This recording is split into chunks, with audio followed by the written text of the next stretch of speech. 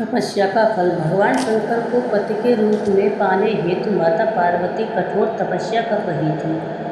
उनकी तपस्या पूर्णता की ओर थी। एक समय वह भगवान के चिंतन में ध्यान मग्न बैठी थी। इसी समय एक बालक के डूबने की चीख सुनाई दी। माता तुरंत उठकर वहां पहुंची। उन्होंने देखा एक मगरमच्छ बालक को पानी के भीतर खींच रहा है।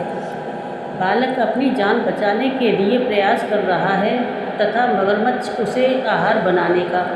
करुणामयी माँ को बालक पर दया आ गई। उन्होंने मगरमच्छ से निवेदन किया कि बालक को छोड़ दीजिए, इसे आहार न बनाएं। मगरमच्छ बोला, माता, यह मेरा आहार है। मुझे हर छठे दिन उदरपूर्ति हेतु जो पहले मिलता है उसे मेरा आहार ब्रह्मा ने निश्चित किया है। माता ने फिर कहा, आप इसे छोड़ दें, इसके बदले मैं अपनी तपस्या का फल दूंगी। ग्राहक ने कहा, ठीक है माता। उसी समय संकल्प कर अपनी पूरी तपस्या का पुण्य फल उस ग्राहक को दे दिया। ग्राहक तपस्या के फल को प्राप्त कर सूर्य की भांति चमक उठा।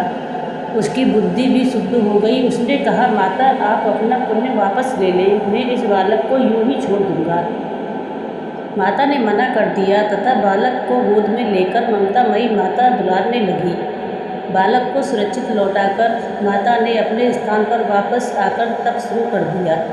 भगवान शिव तुरंत ही प्रकट हो गए और बोले, पार्वती, अब तुम्हें तप करने की आवश्यकता नहीं है। हर प्राणी में मेरा ही वास है।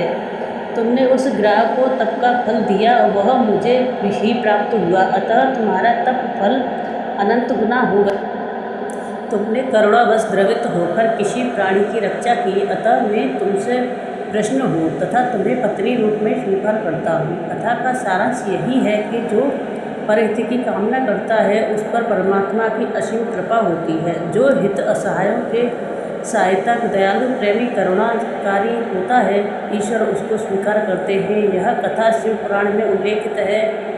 आपको ये पोस्ट तपस्या का फल कैसी लगी कमेंट बॉक्स में ज़रूर लिखें और शेयर करें। आप अपना सुझाव हमें देने के लिए हमसे यहाँ संपर्क कर सकते हैं।